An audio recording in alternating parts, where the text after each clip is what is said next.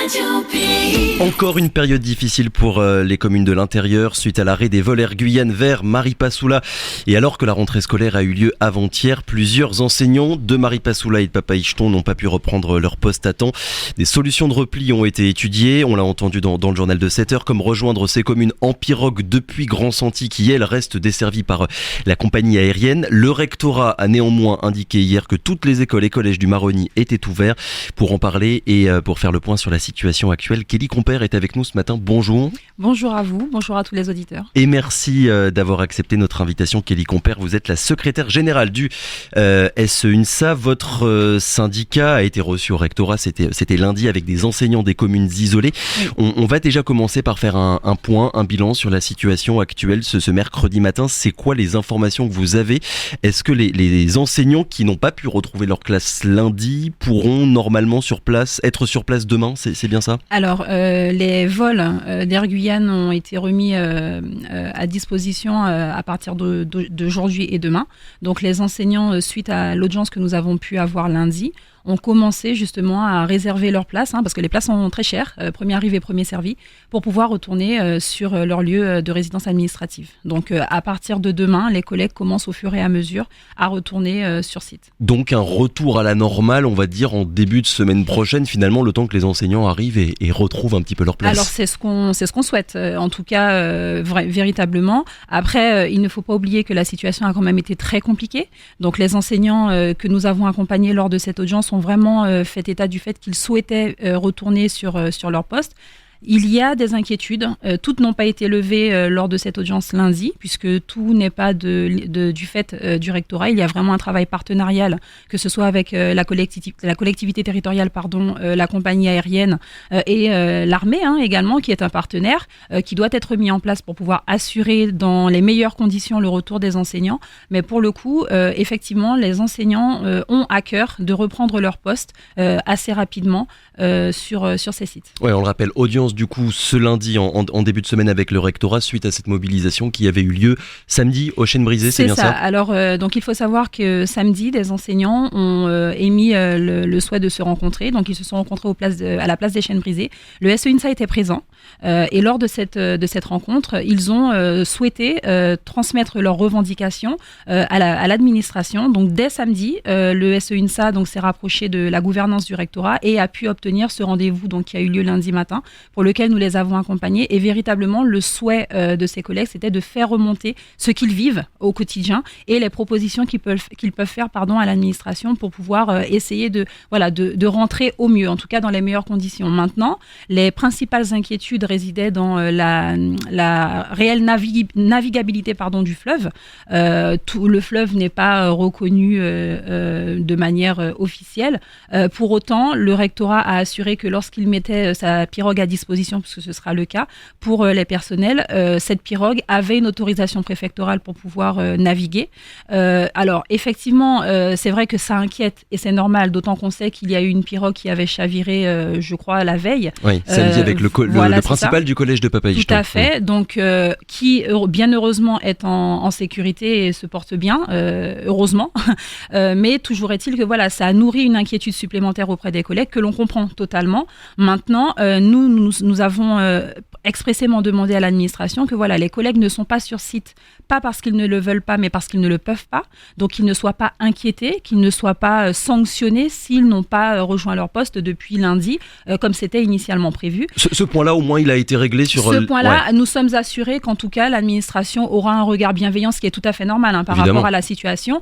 Et pour reprendre les mots du rectorat, nous sommes dans une situation d'empêchement à regagner son lieu de travail. C'est une situation qui sera comprise et nous verrons au SEUNSA à ce que les enseignants qui prendront le temps qu'il faut pour pouvoir rejoindre leur poste ne soient pas inquiétés et soient véritablement respectés dans leurs droits. Donc avion, Cayenne, Grand-Santi, pirogue, Grand-Santi, Papaichton, Maripasoula, parce que finalement ce sont ces deux communes-là et les écarts. Et les écarts évidemment.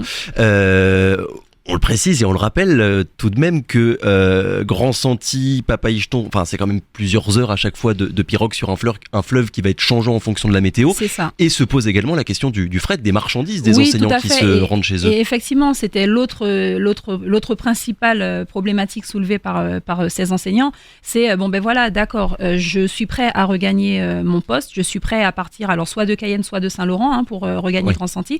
Mais maintenant, quand je descends sur le littoral, je viens aussi pour pouvoir m'approvisionner parce qu'on sait le coût de la vie. Alors déjà qu'on vit de manière générale en Guyane, mais qui est encore un peu plus criant sur les sites isolés. Donc je m'approvisionne en surgelé, en tout. Donc les produits secs, ça va, on arrive encore à maîtriser le transport. Mais maintenant, la question du frais est beaucoup plus complexe. Donc les enseignants ont émis des propositions à voir avec les piroguiers. Lesquelles par exemple de propositions alors l'une des propositions, c'est de voir avec les piroguiers pour avoir des glacières pour pouvoir stocker. Maintenant, un enseignant qui voyage avec, j'extrapole, mais qui voyage avec 20 kilos par exemple de surgelé, il n'est pas le seul à voyager.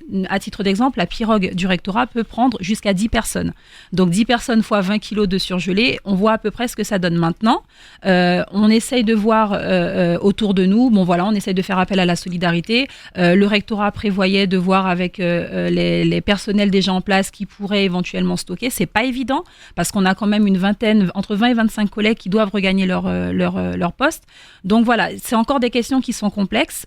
Tous les enseignants n'ont pas pu faire les choses. On fait les choses dans la précipitation parce que j'ai pu obtenir une place pour demain.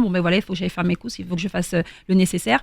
Et effectivement, la question du transport du fret n'est pas totalement réglée dans la mesure où c'est quand même particulier puisque la chaîne de froid à un instant T est rompue. Ouais, ça peut paraître trivial, mais c'est ce que vous me disiez encore tout à l'heure. Il y a beaucoup d'enseignants qui profitent des vacances scolaires pour se déplacer, revenir sur le littoral et acheter des marchandises avant de revenir ensuite dans les communes. Tout à fait. C'est-à-dire qu'il y a des enseignants, alors selon les motifs, ça peut être familial ou effectivement pour se réapprovisionner, descendre sur le littoral, profiter des vacances scolaires pour pouvoir descendre sur le littoral et faire leur stock comme moi à l'époque où j'étais enseignante sur l'Ouest. Quand je descendais sur le littoral, je profitais de l'occasion pour pouvoir refaire mon stock. C'est exactement la même chose avec la complexité du transport.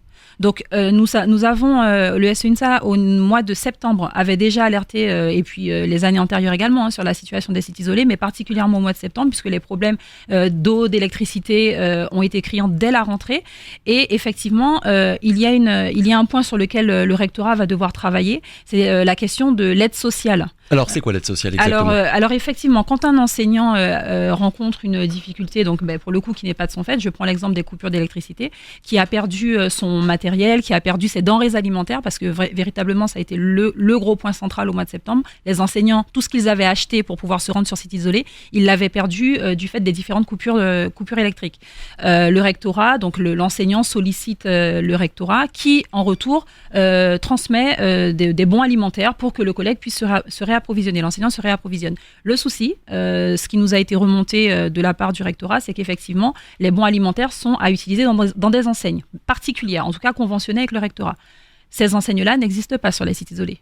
Donc, nous, au SEUNSA, donc les enseignants se retrouvent avec des bons qui ne peuvent pas utiliser. Donc, concrètement, qu'ils peuvent utiliser que s'ils redescendent sur le littoral. Donc, c'est un peu le serpent qui se mord la queue. Et nous, ce que nous avons demandé au SEUNSA, au recteur, c'est qu'effectivement, pour les sites isolés, il faut réfléchir différemment dans l'accompagnement à l'aide sociale.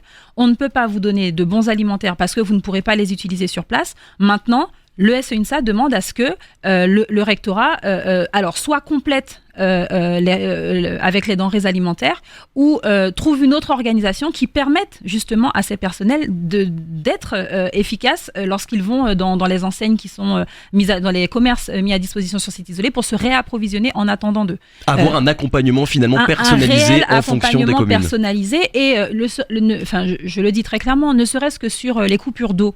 Lorsqu'il y a des problèmes de ce genre, le SEUNSA a demandé clairement au recteur qu'il y ait des packs d'eau qui soient affrétés auprès des sites isolés. On n'attend pas que la catastrophe arrive pour pouvoir le faire, mais véritablement qu'il y ait un accompagnement et que ce soit fait de manière régulière, parce qu'on sait que ce sont des problèmes récurrents. Tout n'est pas de la responsabilité du rectorat, et là encore c'est un travail partenarial qui doit avoir, mais le rectorat, à sa juste mesure, est en capacité d'accompagner les enseignants dont il a la responsabilité. Kelly Compère, ces solutions de repli entre Cayenne et Grand-Santi, puis en pirogue, ça a vocation finalement à se pérenniser, en plus dans les mois qui viennent, parce qu'on rappelle, l'aérodrome de Maripasoula est fermé jusqu'à nouvel ordre à cause de la piste qui est trop abîmée. Alors, des informations que nous avons eues lors de l'audience lundi, la réfection de la piste devrait avoir lieu sous 3 semaines à peu près. Donc, on sait la difficulté que cela peut comporter, surtout dans la réfection d'une piste, et puis avec les conditions météorologiques que l'on connaît. Maintenant, nous, notre souhait, ce n'est pas qu'on pérennise cette situation, parce que voilà, on va dire à situation exceptionnelle, mesure exceptionnelle. Donc, on souhaiterait véritablement que, au-delà de la bienveillance de l'administration envers les collègues qui éprouveraient des difficultés, alors à rejoindre le site, mais surtout à prendre la pirogue. On sait qu'il y a des enseignants qui ne sont pas en capacité médicale de pouvoir prendre la pirogue. Donc ça aussi, il faut être en capacité de l'entendre, et on martèle fortement que l'administration puisse vraiment prendre la mesure de la situation de chaque personnel. Maintenant, non, il ne faudrait pas que cette situation perdure. On ne va pas attendre, admettons, la prochaine période de vacances scolaires pour réfléchir ensuite à comment faire revenir les personnels qui seront descendus sur le littoral. Alors en début de semaine, c'est difficile d'avoir des chiffres précis, mais le nombre d'enseignants forcés, finalement, c'est ce que vous avez expliqué tout à l'heure, forcés d'être absents étaient quand même, ces enseignants-là, c'était quand même très important. Est-ce que tous les établissements scolaires, ce mercredi matin, sont vraiment ouverts, comme l'a affirmé le rectorat ? Alors écoutez, ces informations-là qui viennent du recteur, nous, à notre niveau, nous pourrons aisément le vérifier par la suite, il n'y a pas de souci, mais en tout cas... Parce qu'il y a ouvert et ouvert, on peut dire c'est ouvert, mais au final, il y a tellement pas assez d'enseignants Alors là, vous abordez encore un fameux problème qui est le remplacement des personnels, qui nous pose problème sur l'ensemble du territoire, et c'est d'ailleurs l'une des raisons pour laquelle le SEUNSA a demandé à ce que le vivier, donc ce qu'on appelle un vivier, c'est vraiment la globalité d'un nombre de personnes, pour le coup des remplaçants, qu'on puisse piocher dans les listes complémentaires des concours. Il y a énormément d'enseignants qui sont en attente d'un désistement pour passer en liste principale. Ces enseignants-là peuvent constituer un vivier de remplaçants que l'on peut dépêcher selon les conditions, on est toujours d'accord, sur les remplacements. Donc, à savoir, l'établissement est-il ouvert ? J'ose croire que oui. Après, est-ce qu'il y a un enseignant devant chaque élève ?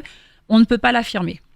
C'est quoi le sentiment là qui remonte en ce moment de la part de la communauté éducative, on va dire de manière générale, en tout cas pour ceux qui travaillent sur le Maroni? Il se passe beaucoup de choses, beaucoup de problèmes maintenant depuis ces dernières semaines sur la question de l'enclavement. Les réactions, c'est quoi? C'est un ras-le-bol, c'est un sentiment de ne pas pouvoir enseigner correctement? Alors, ne pas pouvoir enseigner correctement, le sentiment d'abandon de manière générale, et effectivement, alors la situation des sites isolés a été énormément médiatisée cette année. Pour autant, c'est une situation que l'on dénonce à chaque fois en tout temps, lorsqu'on a nos instances officielles, lorsqu'on fait nos communiqués de presse, lorsqu'on accompagne les collègues. Nous avons d'ailleurs eu l'occasion donc d'organiser une conférence de presse au mois de septembre spécifiquement concernant les sites isolés. Donc il y a véritablement un sentiment d'abandon et de l'autre côté une forte résilience de la part des enseignants. Je vous le dis très sincèrement, lundi les enseignants que nous avons pu accompagner nous disent mais Madame Compère, nous on aime ce qu'on fait, on aime notre métier, on veut juste qu'on nous donne les moyens de le faire dans de bonnes conditions. Voilà. Les collègues, ils veulent pas forcément rester à la maison. C'est pas leur objectif de rester sur le littoral un temps déterminé. Non, les collègues qu'on a eu face à nous, c'est je veux retourner sur mon poste parce que mes élèves ont besoin de moi. Donc pas de risque en quelque sorte que le recrutement devienne de plus en plus compliqué, de trouver des enseignants qui veulent aller dans les communes isolées quand on voit les problèmes et les difficultés qu'ils traversent. Mais très sincèrement, sur les sites isolés encore plus, mais de manière générale, l'Académie Guyane, la fameuse difficulté que l'on rencontre pour le recrutement et d'ailleurs qui est devenue nationale, hein, on l'a vu, c'est quelque chose qui est criant chez nous depuis un certain nombre de temps. Et le problème qui se passe actuellement, c'est que tant qu'on n'aura pas réalisé qu'il faut une réelle attractivité dans le territoire, c'est-à-dire que quand un enseignant est affecté sur site isolé, il faut qu'on lui donne les moyens, que ce soit de manière financière. Donc là, on revient à cette aide sociale dont vous parliez tout à l'heure. On revient à l'aide sociale, mais au-delà au-delà de ça, à la prime en fait, lorsque l'on travaille sur site isolé, on ne travaille pas dans les mêmes conditions sur site isolé que sur le littoral. Donc il y a véritablement un accompagnement et une réelle prise de conscience à avoir sur l'attractivité des sites isolés, mais de la Guyane généralement. Quand on travaille sur site isolé et qu'on participe au mouvement de ce qu'on appelle les mutations chez les enseignants, ben voilà, on a un certain nombre de points du fait d'avoir été sur site isolé. Donc l'attractivité, elle passe vraiment par tous ces points-là qu'il faut à un instant T revoir les enseignants. La situation de Marie Passoula n'est pas la même cette année qu'il y a 3 ans, qu'il y a 4 ans. Les conditions se sont quand même dégradées. On l'a vu d'ailleurs médiatiquement. Mais véritablement, c'est de prendre conscience que voilà, on veut des enseignants. Maintenant, on les veut dans quelles conditions ? C'est vraiment ça. On les veut dans quelles conditions ? Est-ce qu'on veut un enseignant devant un élève parce qu'il faut un enseignant devant un élève, mais tant pis pour l'enseignant s'il n'est pas bien. Tant pis pour l'enseignant s'il dort dans sa classe parce qu'il n'y a pas de logement. Tant pis pour l'enseignant s'il n'a pas de quoi manger parce qu'il a perdu tout son nécessaire. Dans quelles conditions veut-on des enseignants en Guyane ? Sur la question de l'acheminement des enseignants, Kelly Compère, pour les communes en tout cas du Maroni, j'aimerais qu'on s'arrête sur un point que vous avez commencé à aborder tout à l'heure et que vous avez abordé dans le communiqué de presse dont vous parliez tout à l'heure. Cette convention avec l'armée pour pallier les difficultés d'affrètement, c'est quoi exactement ? Alors en fait, il y a quelques années, pas si longtemps que ça d'ailleurs, il y avait une convention qui avait été passée entre le rectorat et l'armée pour pouvoir donc permettre au personnel de l'éducation nationale de bénéficier donc des possibilités de transport, notamment pour le fret, et ça leur permettait donc de faire partir leurs effets personnels. Donc utiliser les moyens de transport de l'armée utiliser les moyens de transport de l'armée, voilà, pour les enseignants. Cette convention s'est arrêtée, voilà, à un instant T. Maintenant, nous avons demandé dès le mois de septembre une nouvelle fois au recteur, parce que ce n'était pas la première fois, que cette convention-là soit réactivée. Donc, le dossier doit être étudié pour voir dans quelle mesure les choses fonctionnent, puisque les moyens de l'armée ne sont pas les moyens du rectorat. Donc, effectivement, il faut que chaque partenaire puisse travailler là-dessus. Mais ça pourrait permettre de débloquer la situation à un instant T et permettre aux enseignants de bénéficier de quelque chose d'un peu plus solide. Oui, parce que cette situation-là, évidemment, elle ne touche pas que les enseignants, tous les habitants, et notamment Marie Passoula, j'allais dire, traverse une période difficile, mais au final, les problèmes de desserte aérienne, ils ont toujours existé. Et ce sont des problèmes qui n'entrent pas directement dans le champ de compétences du rectorat. On voit bien, il y a un nombre d'acteurs qui sont partie prenante qui est quand même considérable. Qui est quand même considérable. Et il y a des instances où tous ces partenaires sont réunis. Je pense notamment au Conseil de l'éducation nationale, où nous avons la préfecture, nous avons la collectivité territoriale, nous avons les organisations syndicales, les socioprofessionnels, etc. Mais effectivement, le rectorat doit accompagner ces personnels. C'est même pas une possibilité. Doit accompagner ces personnels, mais le rectorat n'est pas en compétence sur tout les difficultés en fait rencontrées. Quand je prends l'exemple des logements qui ne sont pas disponibles pour les enseignants quand ils se rendent sur site isolé. Notamment à Camopi, voilà, vous avez entendu prendre la parole au début du mois de septembre sur cette situation-là. Tout à fait, sur cette situation-là, il n'y a pas que le rectorat comme partenaire concerné. Il y a la collectivité, les différentes collectivités qui sont également en responsabilité. Il y a les bailleurs sociaux, donc il y a d'ailleurs normalement toujours une convention entre le rectorat et les bailleurs sociaux pour que les dossiers des personnels de l'éducation qui se rendent sur ces sites-là soient étudiés relativement vite, entre guillemets, pour pouvoir leur permettre d'avoir accès à ces logements. Mais est-ce que ça travaille intelligemment, j'ai envie de dire ? Vous n'êtes évidemment pas au rectorat, vous êtes syndicat enseignant, mais est-ce que d'après ce que vous constatez, il y a des échanges intéressants et intelligents, j'ai envie de dire, entre tous les décisionnaires, rectorat, collectivités, bailleurs sociaux, préfectures ? Parfois, on a l'impression que ça se renvoie un petit peu la balle. Oui, c'est tout le problème en fait. C'est que c'est pas moi, c'est l'autre, c'est pas moi. Donc voilà, véritablement, il faudrait que les choses se fluidifient un petit peu plus. Et puis qu'effectivement, on a des instances. Donc qu'elles fonctionnent, qu'elles servent réellement à la cause et qu'elles permettent de débloquer des situations qui parfois sont minimes en fait. Dernière question et en quelques secondes s'il vous plaît sur les solutions et sur l'écoute finalement du rectorat. Est-ce que vous constatez du changement de la part du rectorat depuis l'arrivée de Philippe Dulbecco et depuis cette rentrée scolaire de septembre ? Écoutez, le SE UNSA et sa fédération, l'UNSA Éducation, ont été reçus de manière régulière depuis l'arrivée du recteur. Là où on perçoit un changement, c'est que l'écoute semble être différente. Donc nous avons également des audiences ministérielles. Et effectivement, ce qui ressort du cabinet du ministre, c'est que véritablement le dialogue social avec les organisations syndicales est une de leurs priorités. Lorsque nous demandons audience au recteur, bien évidemment, nous sommes reçus, nous portons nos solutions. Il est à l'écoute maintenant, on est en début de mandature. Donc on reste prudent, mais l'écoute est quand même différente de ce que nous avons pu connaître précédemment. Ouais, le dialogue social qui avait été, on le rappelle, totalement rompu depuis ces dernières années avec le précédent recteur. Merci beaucoup Kelly Compère d'avoir été avec nous ce matin. Je le rappelle donc, secrétaire général du syndicat SE UNSA. Très bonne journée à vous. Syndicat SE UNSA, très bonne journée à vous. Radio Pays.